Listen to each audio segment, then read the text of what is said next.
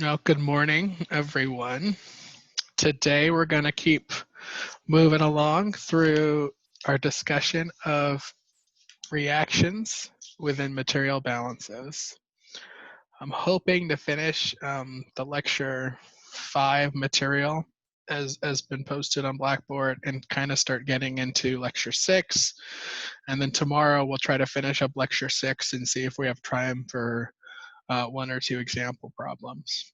But the goal is by the end of this week to be comfortably finished with chapter 4, and then over the next couple weeks look into chapters 5 and 6. So flipping over to the notes board, we've been looking at material balances involving reactions.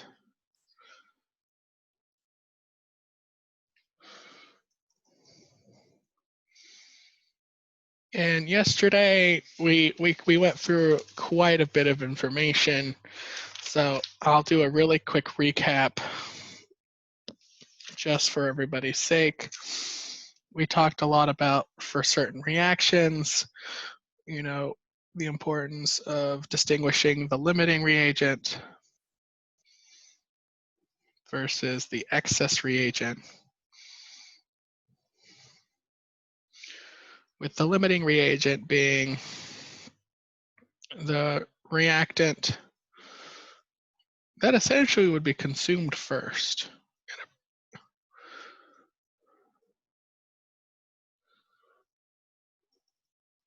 If the reaction went to completion.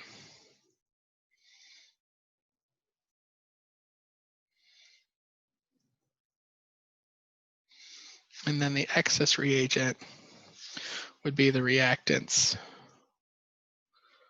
that remain once the limiting reagent is consumed.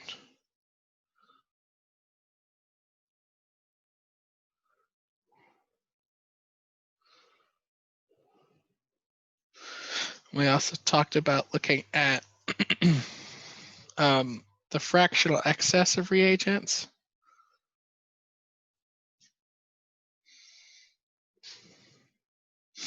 Being the number of moles of a reagent that are fed minus the number of moles that you would need to consume based off of the limiting reagent over that stoichiometric number of moles. And also we talk about fractional conversion, percentage conversion,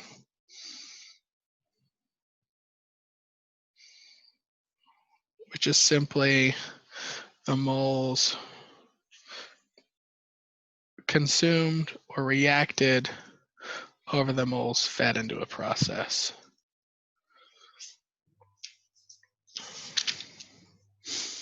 And with that, we worked a couple examples, practicing looking at material balances based on whether information regarding limiting reagents, excess reagents, and conversion have been given, and how that plays into looking at degrees of freedom and setting up and solving material balance calculations for processes with reactions.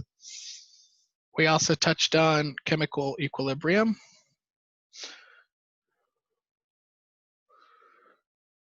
And discussed, the implications of equilibrium constants, typically a function of temperature, a lot of times can be approximated by the mole fractions of products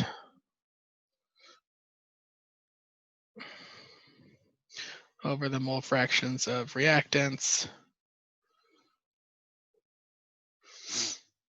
And the last thing we really talked about was doing balances over the extent of reaction.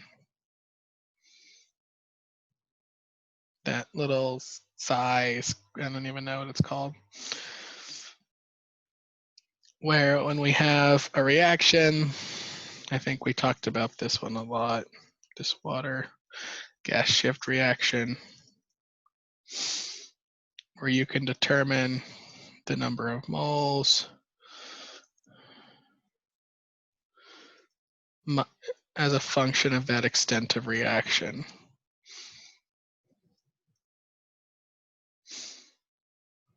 All right, so I got the feed minus the extent of reaction, and then for the products, it would just be the extent of reaction for this process. And how you can do balances involving extensive reaction to reduce the degrees of freedom in your problem and make a solution possible. And so, I would say, extent of reactions are a really important thing to keep in mind, particularly when you're looking at material balances with reactions. Now, looking at the problems in that way really can simplify things that initially may seem fairly complex. Are there any questions, comments, concerns on everything that we had discussed yesterday before we kind of start jumping into some new stuff this morning?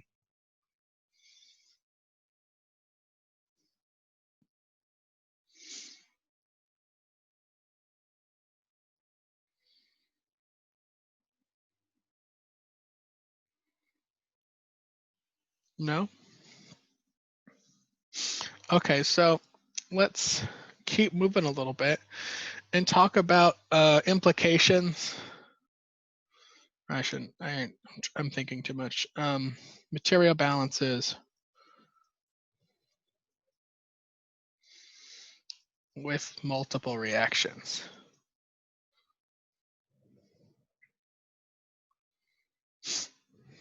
More often than not, in a given system where reactions occur, a lot of times secondary reactions can also happen, which form unwanted side products or can result in the degradation of the products that we're trying to produce.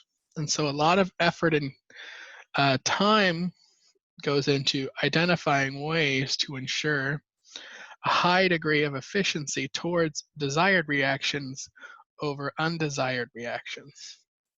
For example, I can have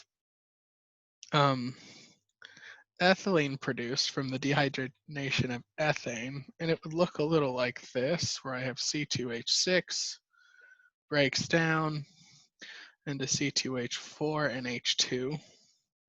But at the same time in this process, as that hydrogen gets produced, I can have it react with the ethane to produce methane. And when that ethane, with those production, I can also have the ethane and the ethylene react to produce some additional components, namely propylene and ethane. Oh, that's an ugly two. And so I can have in a given process, a significantly large number of reactions occurring. And so the question is, if I'm trying to produce ethylene here, how do I keep the other reactions from occurring? Well, there's a couple things that I'd like to know and quantify in order to make and inform the decisions within my process. One of the things that we consider is our reaction yield. And our reaction yield is simply the moles of our desired product formed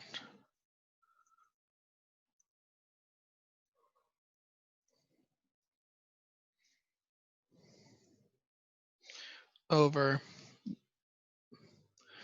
the maximum number of moles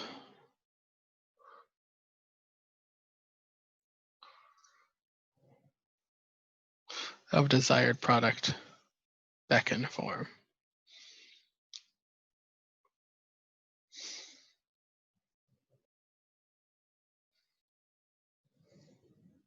Meaning, how many moles of my product did I make for over, what's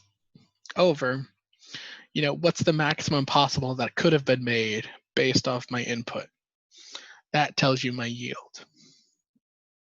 Another thing we like to consider is our reaction selectivity, which is simply the moles of desired product formed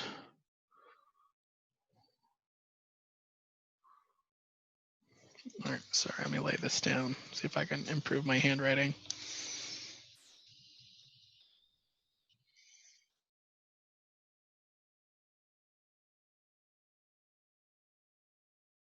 Over the moles of undesired product formed.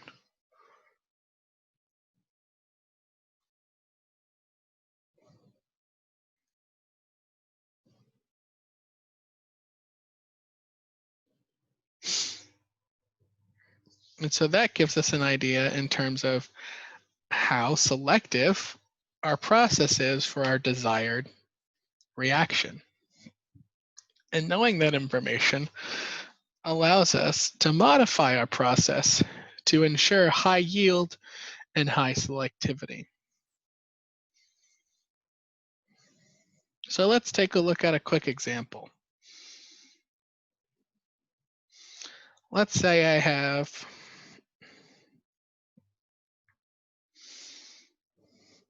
this process above, C2H6 goes to C2H4 plus H2.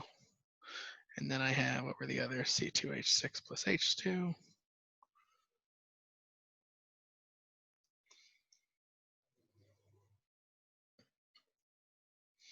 Going to 2CH4 and C2 H6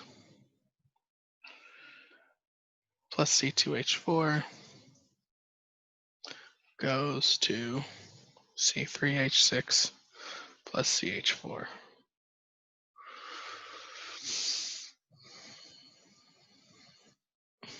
And let's say in this situation, I have 100 moles of C2H6 coming in. And out of that, I have 15 moles of C2H6 coming out. I have 45 moles of C2H4.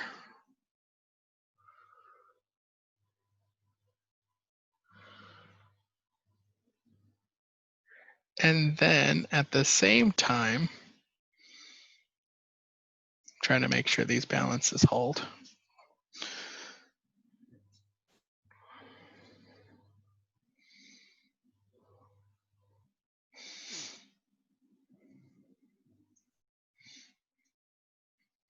$20 moles of H2.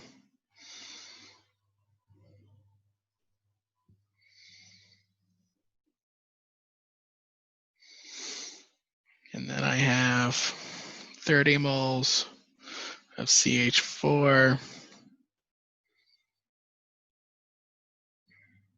And 10 moles MC3H6.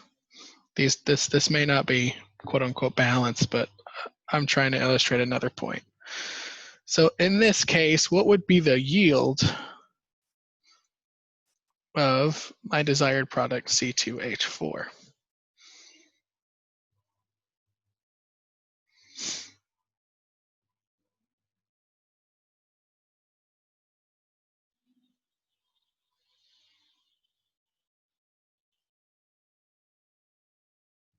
Well, the yield would be the moles of that product that have been formed, which is 45 moles, and the maximum number that could have been formed in this process.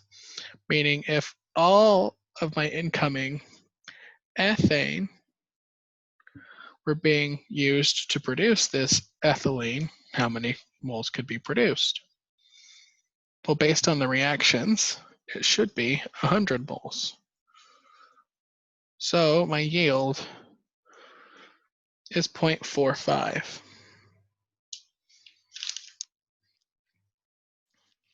Now we can look at a trickier question. What would be the selectivity of C2H4 in this reaction? Well, it's the moles of the desired product, 45 moles, over the moles of the undesired. Now this is where it gets tricky, particularly because we don't have a second reaction to compare it to. We have two other undesired reactions to compare it to. That makes sense. So in this process, I've got, in this third reaction, I would most likely use my C3H6 to be an identifier in terms of how much that was produced, as well as looking at the methane that I'd produced.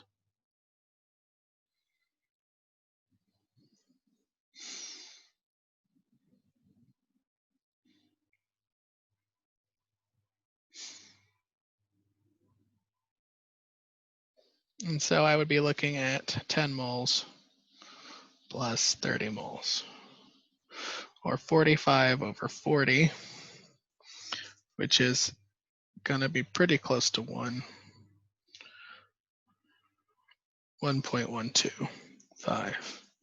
So not a very selective process. We're making a whole lot of side products.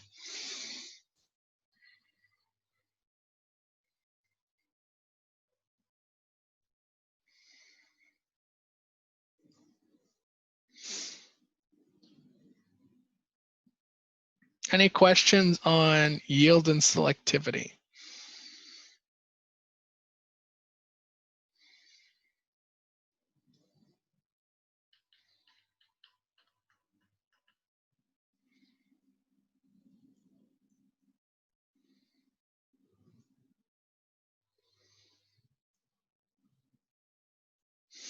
So one thing that often happens in these types of processes, primarily because we have our desired product being this ethylene, and it can go on to, produce other things, as well as the reactants. A strategy that's often used in these types of systems is, let's say, reaction 1, reaction 2. I don't want to write them again. Is if we have our input feed, this C2H6, and we produce, some C2H4 and everything else, CH4, H2, C3, what is it, 6. A key strategy in terms of dealing with these types of chemical processes is keeping the overall conversion in yield of our desired product low in our reaction, such that the concentration's low enough that the side products don't form in large amounts. And what can be done instead is you can have a separation system which isolates your product, C2H4, removes all the impurities, CH4, H2, C3H6, and at the same time recycles your reactants, in this case the C2H6, back into the beginning of the process. And what this ensures is that even though in that first time around your reaction yield and conversion might be low, when you start looking at things globally in terms of the material balance over the process, a lot of times the separation ensures you have a high, what we call overall conversion by the process. And this illustrates the difference between what we consider single pass conversion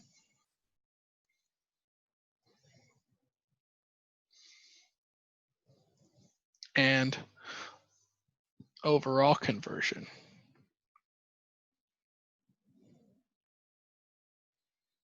Here, I'm going to move this over.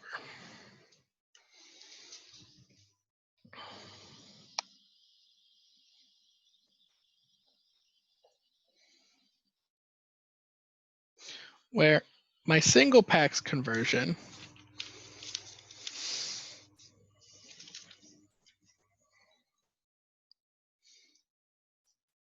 is simply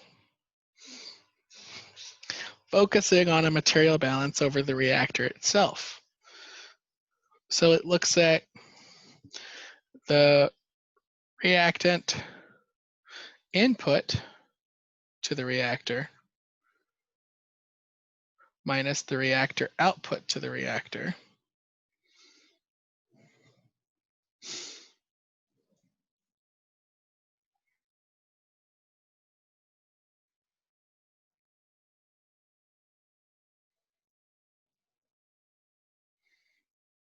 over the reactant input to the reactor. And this is different than the overall because we're looking globally and considering the reactor input to the process minus the reactor input to the process, or excuse me, output to the process.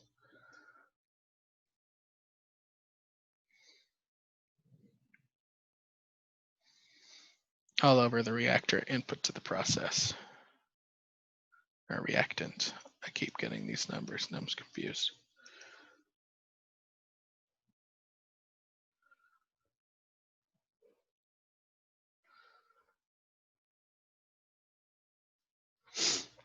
Right, and so it's important to understand this distinction. In that when we're looking at single pass conversion, we're focusing on just the reactor itself, only, doing this unit operation balance. That's where single pass conversion is. For overall, we're looking at the big green balance, the overall process. And so a lot of times when there's competing reactions, the single pass conversion might be low. However, the overall conversion might be much higher due to an efficient recycle and separation scheme.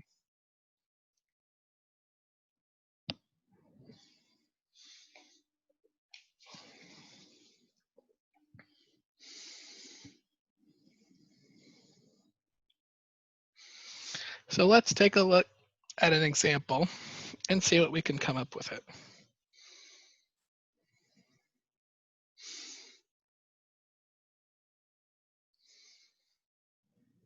This is going to be example 3 in that lecture 5.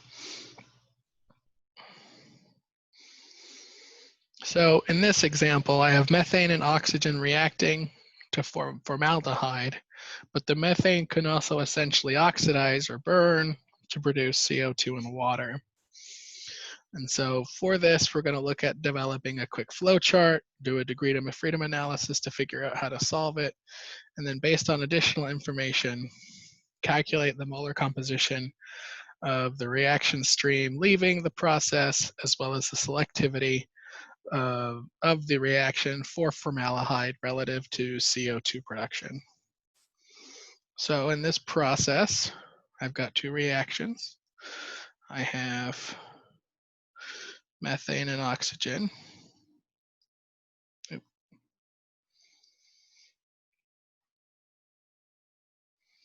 To form formaldehyde, CH2O plus, what was it, H2O.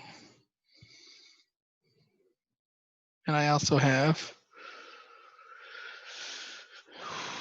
the combustion to form CO2 in water. So there's my quick flow chart. So the question then becomes, how do I do a degree of freedom analysis on this process?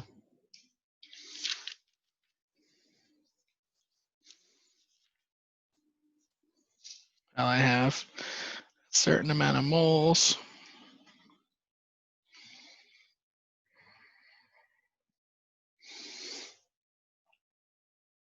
of CH4 coming in, a certain amount of moles of O2 coming in, and then I have a certain amount of moles of CH4, O2, CH2O, CO2, and H2O leaving.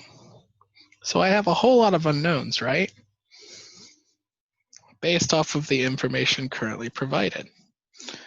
1, 2, 3, 4, 5, 6, 7. I have 7 unknowns.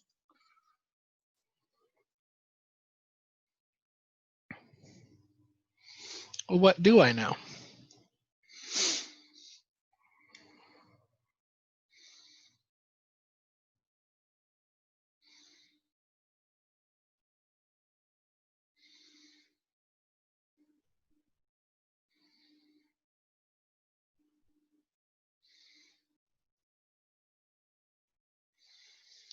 Well,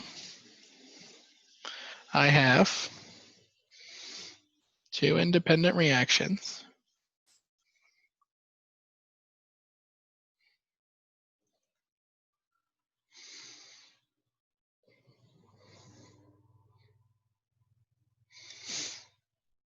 What else?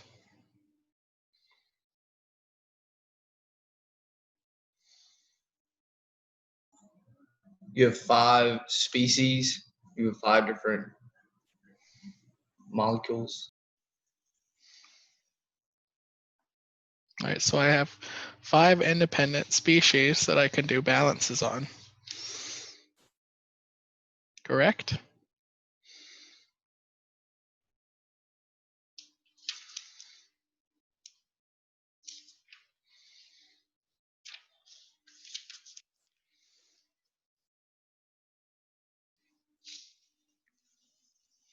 So I should have 0 degrees of freedom, right?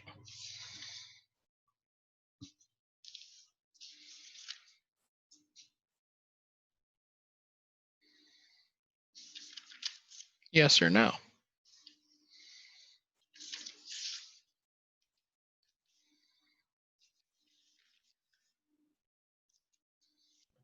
Yes. Okay, so if I have 0 degrees of freedom, how would I go about solving this problem?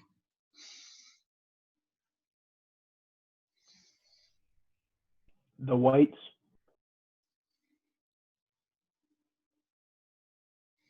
of like each compound.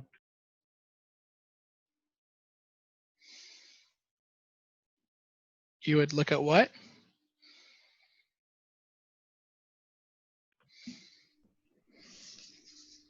The weights of each compound. The weights of each compound?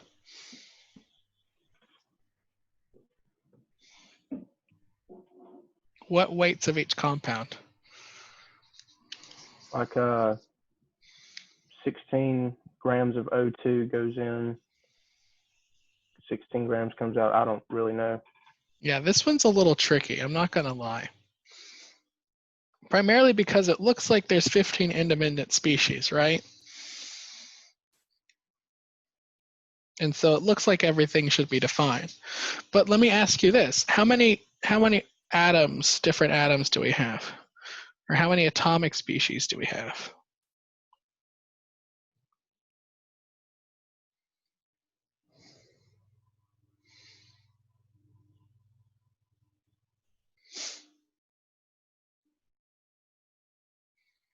Well, we have carbon, hydrogen, and oxygen. And so even though there's 5 different molecular species, in this problem there are only 3 different atomic species.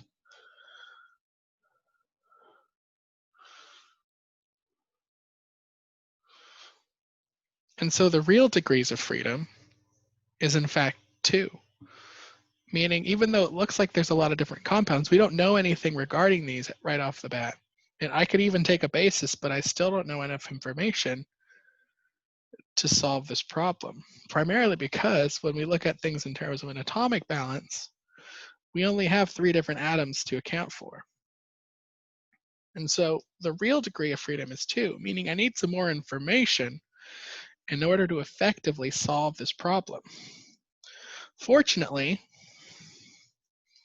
in the problem statement, I have 2 pieces of information. I have the fractional conversion of methane as 0.9, and I have that the yield of formaldehyde was about, 0.86. Now with those 2 pieces of information as well as a basis,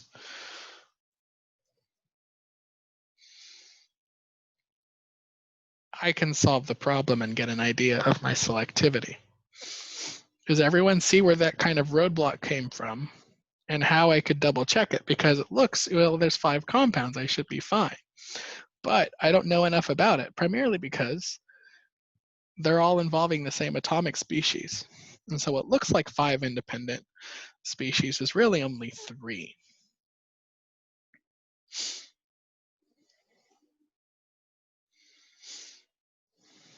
All right, so now with my basis, let's redraw this problem really quickly. CH4, O2, CH2O, plus H2O, CH4, plus 3/2 O2 equals CO2 and H2O. So now I have 100 moles CH4. I don't really know how many moles of O2, but if my fractional conversion of CH4 is 0.9, how many moles of CH4 should be leaving my process?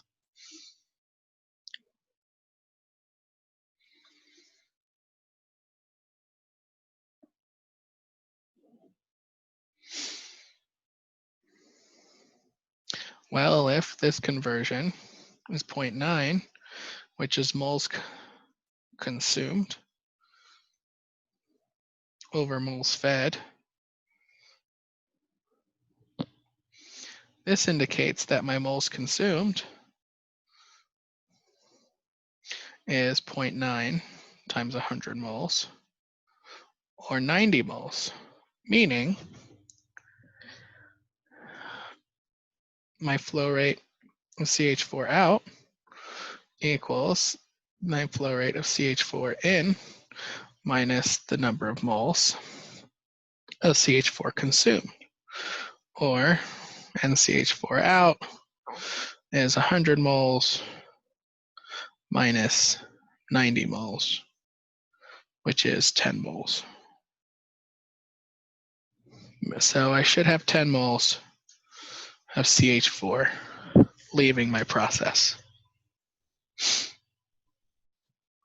Now let's look at the rest of the information that I have in my system. Well, my yield of CH2O, formaldehyde, was 0.86, which is equal to the moles produced over the maximum moles produced. So what is the maximum amount of formaldehyde that could be produced in this process given ideal conditions?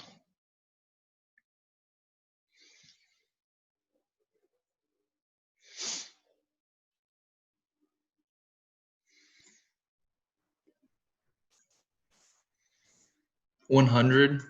100. So I have moles produced over 100 moles. That indicates that my moles produced of formaldehyde is simply 86 moles. And so now I have 86 moles of formaldehyde. And if I have 86 moles of formaldehyde produced, but 90 moles of CH4 consumed, that means the other 4 moles that were consumed went to oxidation, meaning I produced 4 moles of CO2. But since both processes also involve water formation, I also have 90 moles of H2O produced. And I did a little shortcut for those last two, but hopefully you guys kind of see where I got that. So now the problem asked for the selectivity of formaldehyde relative to carbon dioxide. Well, now I know how many moles of formaldehyde and how many moles of CO2 I produced. So I can say my selectivity, I use alpha just because that's what we use in membranes, of CH2 to CO2 is the moles of formaldehyde produced, which was 86 moles, relative to the moles of CO2 produced, which is 4 moles. So I have 86 over 4, or 21.5 as my selectivity. Is there any questions on that problem?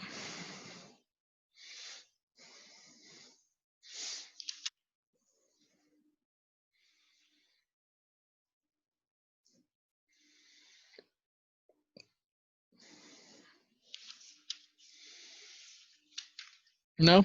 All right, the last thing I want to talk about in this before jumping and focusing on combustion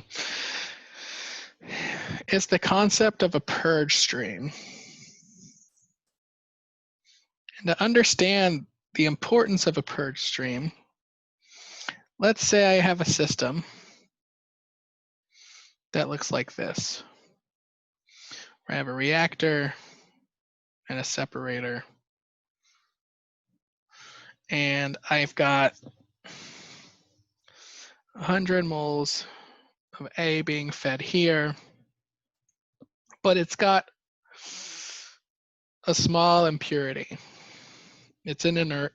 I'm going to call it 2 moles of C.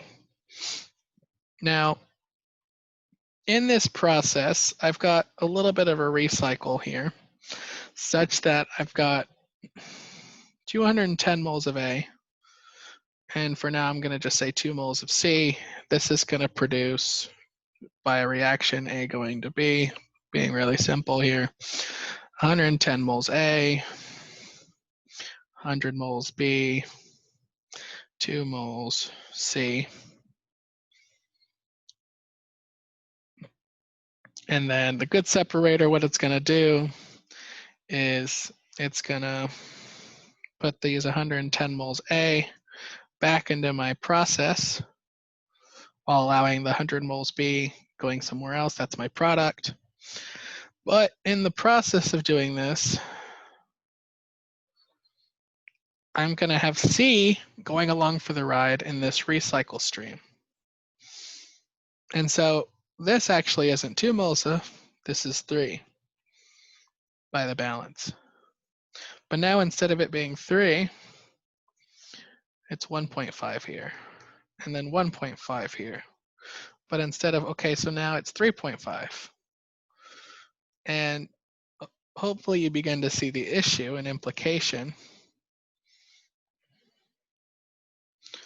of this inert hanging out in my process.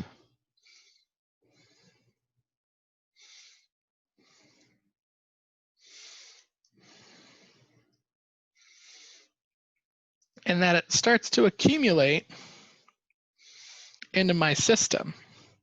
And so this concentration of C in my recycle and my process is increasing because it starts to accumulate. There's nowhere for it to go. The separator isn't designed to get rid of the C, it's designed to separate A from B. And so what we can do is we can create a secondary stream that we call a purge to give that inert or that contaminant somewhere to go to keep it from accumulating in my process. And so the purpose of a purge stream is to reduce contamination in a process which may probably influence everything in your process, but the biggest things that it's going to manipulate is your reaction rate and your energy inputs in your process. Because as these things build up, you have more material going through, meaning if you got any heat transfer, everything, the loads in all your systems gets higher and higher. And so you might lose a little bit of A here. Let's, we can put this in terms of 10 moles of A. But you can keep that C from accumulating in your process.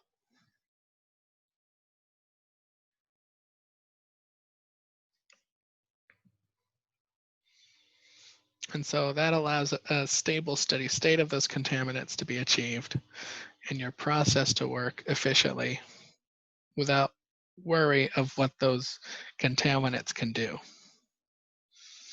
So that's something to consider that we might see in some material balances in the near future. So any questions on looking at reactions within material balance systems? And the biggest things, like I said, is those looking at understanding the terms, the conversion, single pass, overall conversion, yield, selectivity, extent of reaction, and how to do those degrees of freedom analyses when reactions are involved.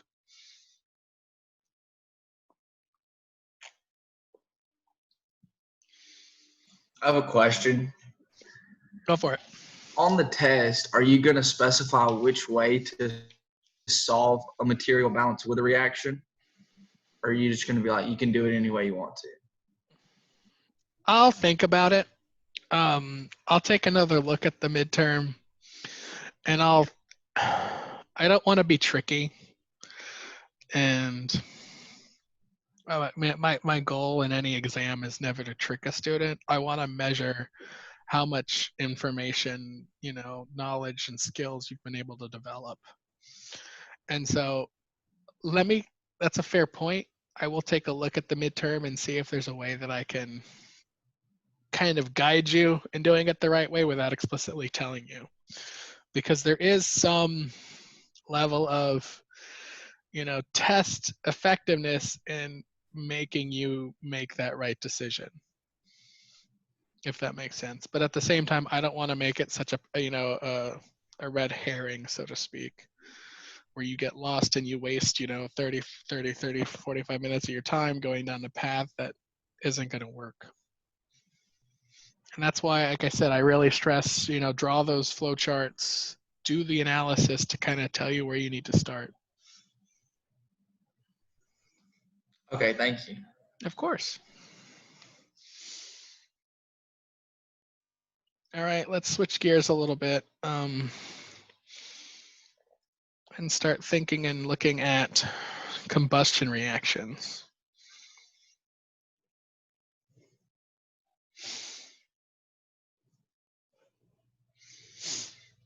Well, combustion, crudely defined, is just looking at high rate reactions where fuel is oxidized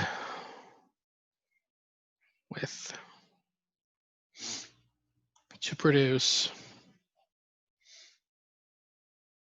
energy. Now, we're not going to talk about the actual energy production. We're going to focus on the actual atomic rearrangement, right? But we're going to have some form of carbon mixed with oxygen to form carbon dioxide and water. And so Let's see. Actually, that's balanced. Let's see, that's 2, 2. Balance the reaction, right? So this would be my fuel. This is my oxygen. These are my products, typically carbon dioxide and water. Now, this constitutes what we call complete combustion. Where with complete combustion, there's sufficient oxygen for CO2 formation. If the oxygen concentration is too low, oftentimes we have what we call incomplete combustion occur, where in lieu of CO2 formation, we have carbon monoxide formed.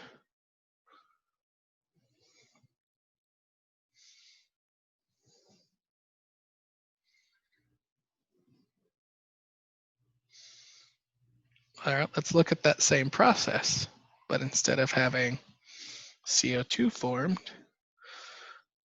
we have CO form. And you see, in order to have incomplete combustion occur, it requires less oxygen. Instead of having 2 moles, I only have to have 1.5 moles. And so when that oxygen concentration is too low, we have what we call incomplete combustion. And if there isn't even insufficient oxygen for incomplete combustion, then we just don't have combustion, right? That's kind of the implications of the LFL from that homework problem, or the lower flammability limit.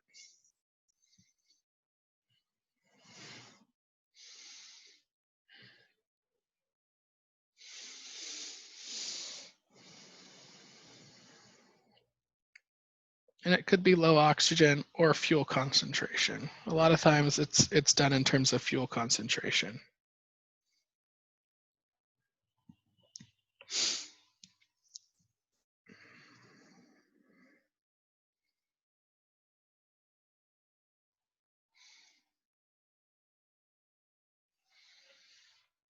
But a lot of times what we're interested in looking at when it comes to combustion are one of several things. One, there are often cases where we have a process like this methane, natural gas burning. And we want to know, what is the relative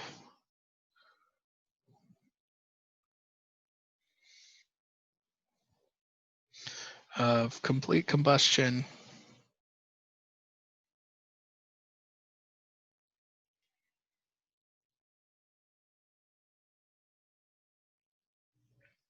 versus incomplete combustion.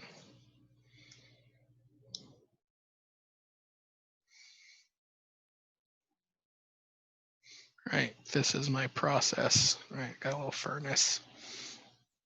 And so the easiest way to answer that is, what's the selectivity of CO2 to CO, right? Because that would be moles of CO2 over moles of CO. And that would give us an idea of how well this system is operating in terms of if there's sufficient oxygen or not. Another thing that we also consider is, based on that, and if we want complete combustion, how much oxygen is needed in our process?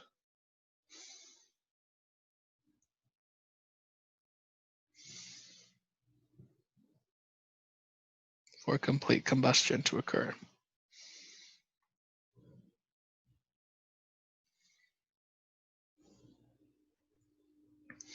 And with that, we have to ask ourselves, where do we get the oxygen?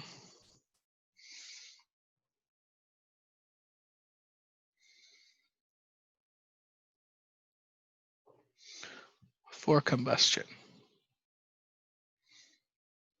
Now, this one, since it's cheap, oftentimes we just use air. Now, one of the slides gives you the nice, neat breakdown in terms of air composition, but for most calculations, we just assume we have 21 mole percent oxygen, 79 mole percent nitrogen. So it's important to consider when you're looking at a process and say,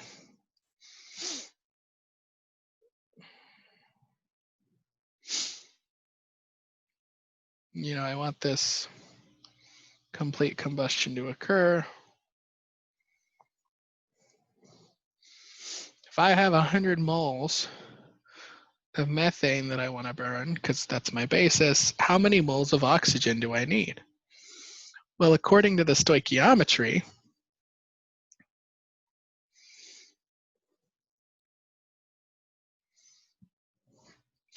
I would need 200 moles of oxygen. However, I'm not using pure oxygen, I'm using pure air. And so the moles of air needed would be those 200 moles of O2 over the molar composition, or 0.21. Which means, in order for those 100 moles of methane to burn, I actually need 952 moles of air. So over 9 times the amount of air for the complete combustion.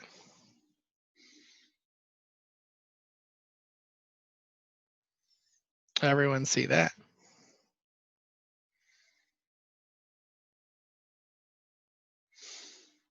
Which means if I have 952 moles of air, the mole percentage of my fuel is actually quite low.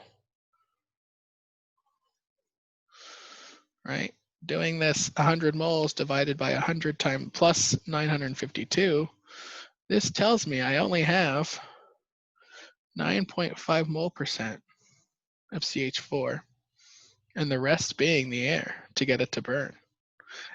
And with this, you kind of start to see how those flammability limits emerge. Because you need so much air to provide the necessary oxygen, the fuel concentrations in these systems are actually quite low. And when they get too low, there's not enough fuel concentration to actually burn. And so what do? Well, we lower the amount of air coming in our process. But when we lower the amount of air coming in our process, that gives us the other issue with there's not enough oxygen. And so we don't get complete combustion. That's when we see a lot of incomplete combustion happening. So you're kind of, you know, for these systems, you really have to hone in on, you know, this narrow range of concentrations where there's enough oxygen and at the same time there's enough fuel.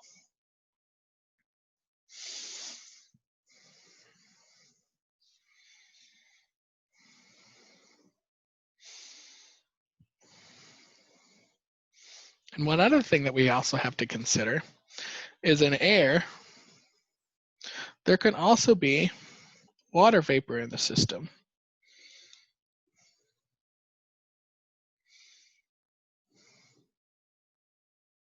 Right? So we have to consider dry air versus humid air, or what we call a dry basis in a system versus the wet basis.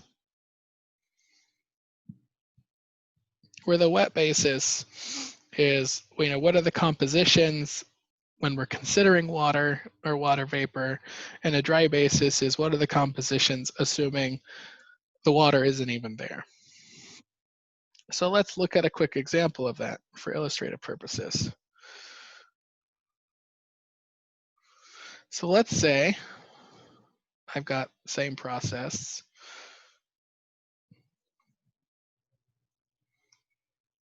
Methane combustion. And I've got my 100 moles of methane. And 1,000 I don't want to say 1,000 moles.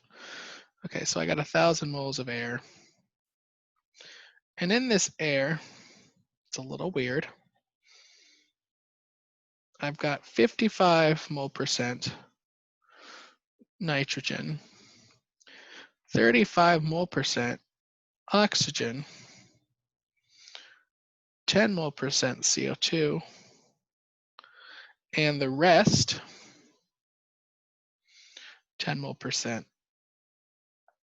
water. What would be the composition of this gas?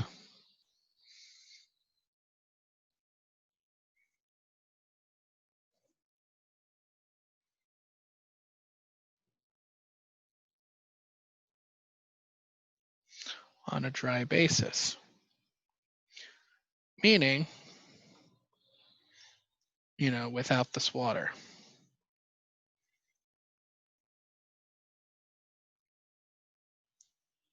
Well, the simplest way I can look at it is, well, if I've got 1,000 moles of air with this composition, what I really have is I have 550 moles nitrogen, 350 moles oxygen, 100 moles CO2, and 100 moles water. So if I want to look at it on a dry basis, I focus solely on the composition outside of the water. So this altogether is 900 moles.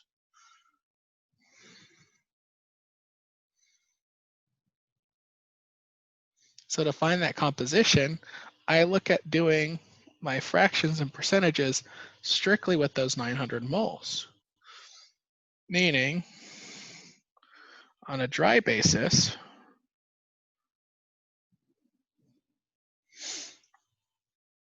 my mole fraction or percentage of N2 would be 550 over 900,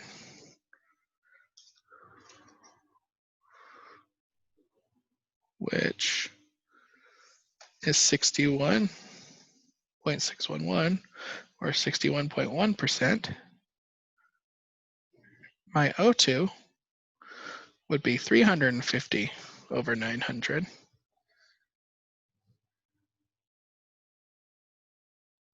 0.389 or 38.9%. And my CO2 will be 100 over 900, which should be like 11.111 or 1% CO2. So you basically just put the water amount and concentration aside and recalculate neglecting that water in the system.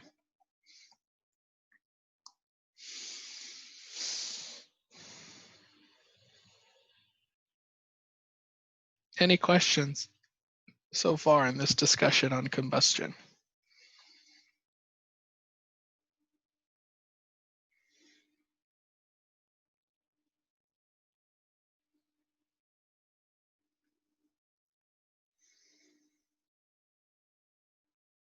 No? All right. We're almost out of time, pretty much out of time, but I'll leave it up to you guys. Do you want me to go ahead and try to finish a couple more slides, or you want me to stop there for the day and we can finish tomorrow? I'll let you guys choose. We have plenty of time to do it all tomorrow. It just depends on how much time we get for examples. But if you're getting burned out, I don't mind stopping, but if you want me to keep going, I'd be happy to continue and keep talking. It's okay. I'd like to stop here. Anybody else?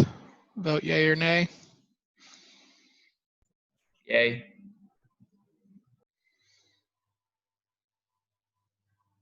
All right, then we'll go ahead and stop for the day, and we'll finish up this discussion on combustion tomorrow.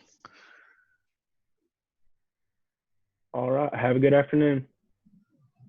All right, guys. And like as always, I'll be online this afternoon. I'll send an email out in a little bit. And if you have questions, feel free to come on by. And at the same time, feel free to send me emails. Yes, sir. Have a good afternoon. You too, guys. Take care.